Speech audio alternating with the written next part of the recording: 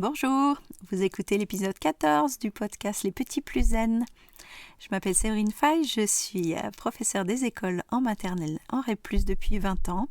Je suis formée communication non violente et coach de vie et je vous accompagne sur ce podcast pour mettre en place un peu de sérénité dans la parentalité, dans l'éducation, avec les enfants, en lien avec l'école ou l'instruction si vous l'avez choisi.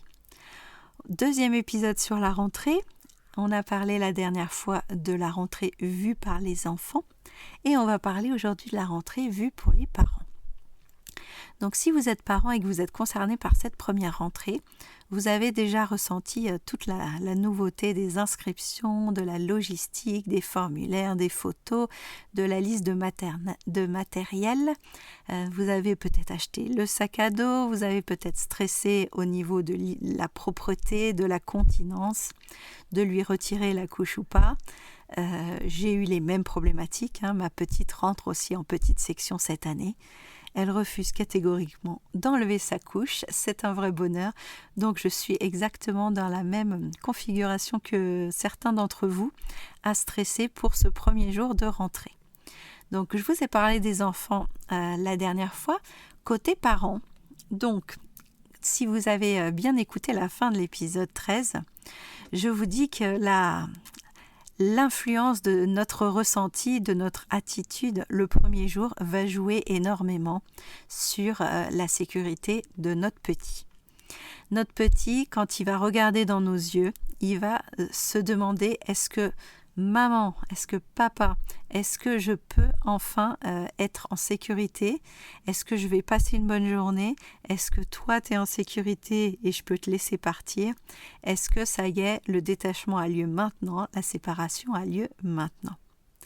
C'est assez amusant parce qu'on voit souvent la séparation du côté de l'enfant et quand j'ai eu le dispositif des moins de 3 ans, j'ai accentué vraiment cette préparation au premier jour avec les familles. Ça veut dire que quand je les faisais visiter ma classe en juin, donc on préparait l'organisation du contrat, du dispositif, je vous en parlerai la prochaine fois, du dispositif des moins de 3 ans, de se dire le jour J, oui, on est très très concentré sur l'enfant, on aimerait qu'il passe une super rentrée, on aimerait qu'il se sente à l'aise, qu'il se sente sécurisé, qu'il se fasse des amis, qu'il trouve une activité, que ça accroche bien avec l'adulte et tout. Et on oublie complètement ce que nous, on va ressentir ce jour-là. On oublie que ce jour-là, c'est une étape très symbolique pour l'enfant, mais c'est une étape très symbolique aussi pour le parent. Ça veut dire que les enfants, le premier jour, ils ont compris que c'était vraiment nouveau, que c'était étrange, que ça allait changer de cadre, d'expérience et tout. Mais les parents n'ont pas encore tous pris la mesure que ça allait changer définitivement aussi leur organisation. Ça allait changer leur façon de voir leur enfant, qui n'est plus un bébé, qui va plus à la crèche, qui va connaître d'autres adultes référents, qui va se faire des amis. Et suivant votre configuration familiale, ça peut être très violent en fait à comprendre. Si vous avez d'autres enfants plus grands, vous l'avez déjà vécu. Mais essayez de vous remettre dans la peau de la première fois que votre enfant, le grand, est arrivé en collectivité. Donc ça peut être à la crèche, ça peut être à l'école. Dans le dispositif, j'avais des mamans qui n'avaient jamais en fait quitté leur enfant plus de 30 minutes. Donc pour elle, ça a été un choc de se dire mais ça y est, mon enfant il est grand, je vais me séparer de lui, je vais passer à une autre étape, c'est plus mon bébé. Et c'est une sorte de deuil à faire. En communication non violente, on parle de célébrer, on parle de deuiller. Ça veut dire que ces moments de la vie, ils nous font passer à des étapes différentes. On a eu ce petit bébé entre nos bras, il a grandi, il a changé, il a pris son autonomie. Cette rayure verte d'autonomie, on l'a à la fois préparée, on l'a à la fois activée et à la fois elle nous renvoie à une sorte de mise en retrait, une sorte d'éloignement, une sorte de séparation qui est aussi difficile pour l'enfant que pour le parent. Et donc j'ai des mamans qui ont la larme à l'œil le premier jour, qui trouvent ça très très difficile de laisser leur enfant dans la classe et pour qui c'est bien plus difficile pour elles que pour leur enfant.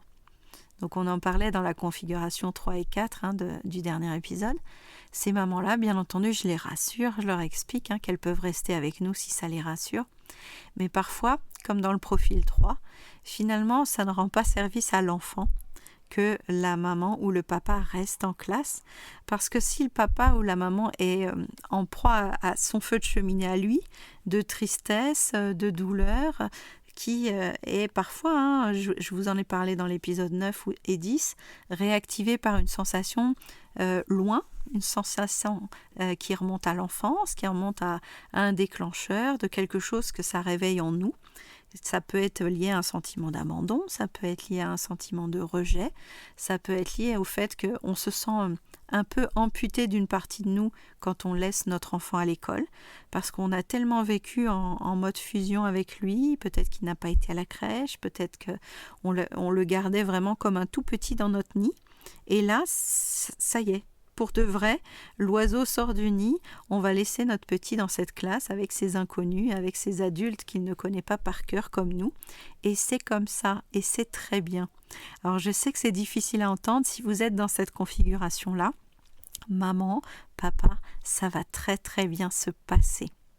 Votre enfant a été préparé, vous lui avez déjà expliqué, vous avez déjà verbalisé que oui, il y aura des couacs, oui, il y aura des choses qu'il ne va pas maîtriser, mais la vie, ça fait partie aussi de tous ces éléments-là. Il va y avoir des moments où ça va être compliqué, il va y avoir des moments où ça va être difficile pour lui, et vous allez faire votre petit deuil. Ça y est, votre enfant va à l'école, ça y est, c'est plus votre bébé. Il y a des mamans qui les appellent encore les bébés jusqu'à la fin du dispositif des moins de 3 ans.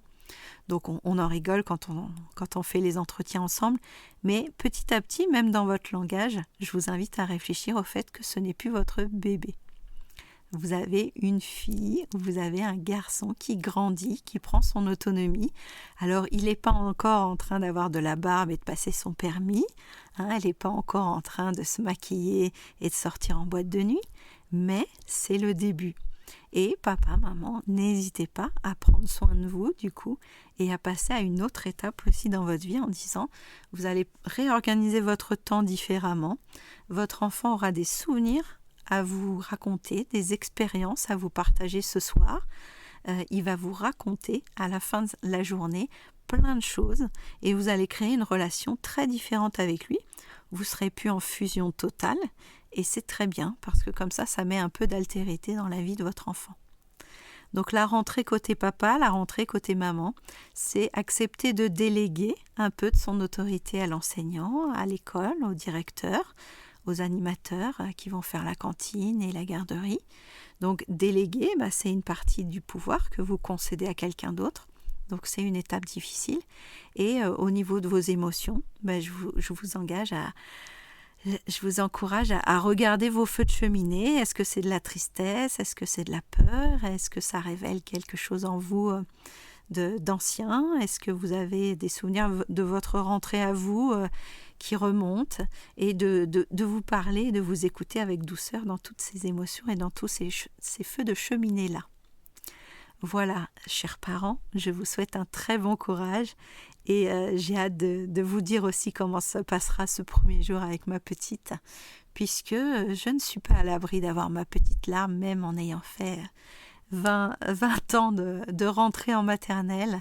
Quand c'est nos enfants, c'est un petit peu différent aussi. Allez, très bon courage les parents, des gros bisous aux enfants. Merci pour votre écoute et on se retrouve la prochaine fois. À bientôt, au revoir.